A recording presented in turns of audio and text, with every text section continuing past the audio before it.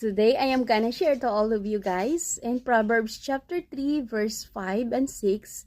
Trust in the Lord with all your heart and do not lean on your own understanding. In all your ways, acknowledge Him and He will make straight your paths. Father God, thank you, Lord, for this verse that you have spoken into my heart, Lord, to trust you with all my heart, and I will not lean with my own understanding. And I'm gonna acknowledge with you, Lord, in any kind of situation in my life.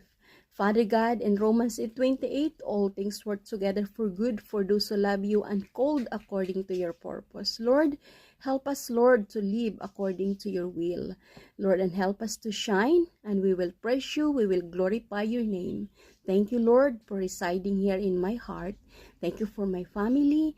Thank you for everyone. And thank you for my husband, the very supported husband. Thank you, Lord, in Jesus' name.